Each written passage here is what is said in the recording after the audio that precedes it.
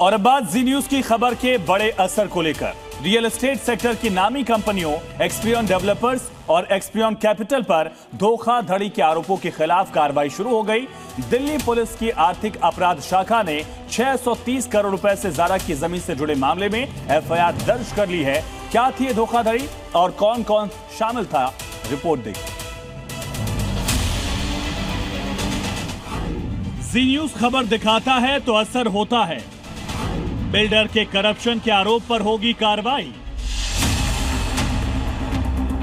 गुरुग्राम के सेक्टर 62 की यही वो बेशकीमती जमीन है जिसके लिए एक्सपीरियन डेवलपर्स पर आरोप है कि उसने सिस्टम की आंखों में धूल झोंका और 630 करोड़ रुपए की कीमत वाली जमीन को अपने नाम करने के लिए साजिशों का जाल बुना। एनफोर्समेंट डायरेक्टरेट यानी ईडी की शिकायत पर दिल्ली पुलिस की आर्थिक अपराध शाखा यानी ईओडब्ल्यू ने एफआईआर दर्ज कर ली है। एक्सपीरियन डेवलपर्स, एक्सपीरियन कैपिटल के खिलाफ एफआईआर दर्ज की गई है।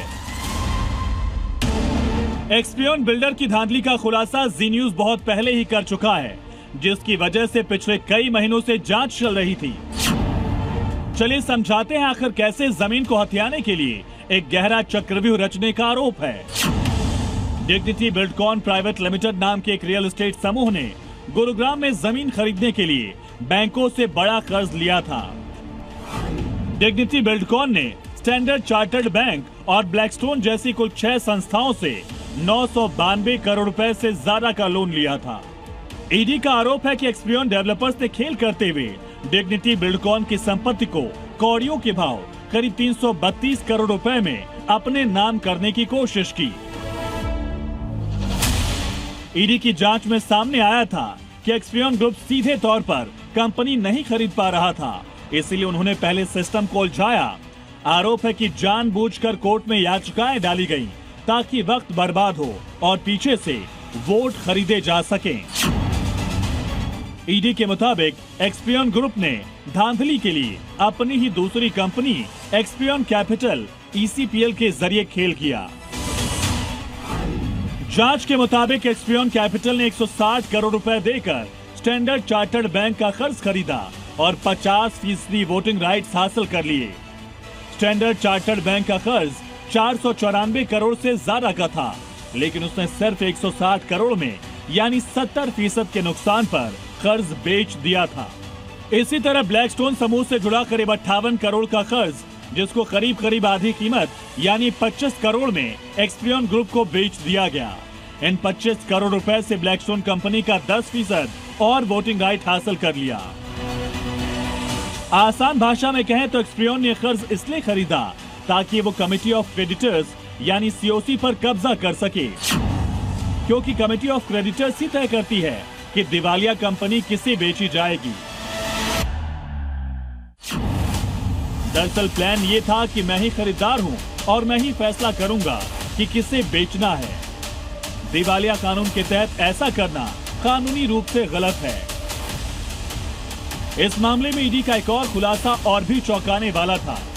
अल्केमिस्ट एआरसी, जिसके पास वोटिंग का 35% अधिकार था, उस कंपनी के प्रतिनिधि ने ईडी के सामने बयान दिया कि उन पर दबाव डाला गया ताकि वो एक्सपीरियन कैपिटल के पक्ष में वोट डाले।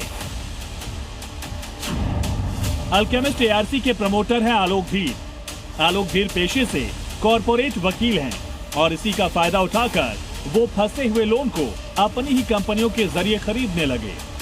ऐसी ही एक हेराफेरी के केस में आलोक धीर और उनकी कंपनी फंस चुकी है और अब एक्सपीरियन ग्रुप केस में भी आलोक धीर और उनकी कंपनी अल्केमिस्ट एआरसी की भूमिका संदिग्ध है। ऐसी धांधली के जरिए एक्सपीरियन कैपिटल ने 95% वोटिंग पावर हासिल की और अपनी ही दूसरी कंपनी एक्सपीरियन डेवलपर्स के रेजोल्यूशन प्लान को पास कर दिया। और जांच में सामने आया था कि ऐसा करने के लिए उसने साम और दाम का सहारा लिया। इस घोटाले में एक और खेल खेला गया। गुरुग्राम के सेक्टर 62 की जिस 9.32 एकड़ जमीन के लिए ये पूरी बिसात बिछाई गई, वो जमीन ईडी पहले ही जब्त कर चुकी थी। वो जमीन रेलिगेयर फिनबिल्स घोटाले के पैसों से थी। ईडी का कहना है कि एक्सपीरियन ग्रुप ने ट्रिब्यूनल से बात छिपाई। एक्सपीरियन ग्रुप पर दिवालिया प्रक्रिया का गलत इस्तेमाल कर सस्ती कीमत पर जमीन हासिल करने की कोशिश करने का आरोप है। इसकी जांच अब दिल्ली पुलिस की आर्थिक अपराध शाखा के पास है। परत दर परत खुलेगी और इस धांधली में शामिल कंपनियों और व्यक्तियों के खिलाफ चार्जशीट तय करेगी, जिसके बाद कोर्ट इसमें शामिल दोषियों को सजा सुनाएगी। परिवेश वात्स्यायन, स्पेशल इन्वेस्टिगेटिव टीम, जी मीडिया।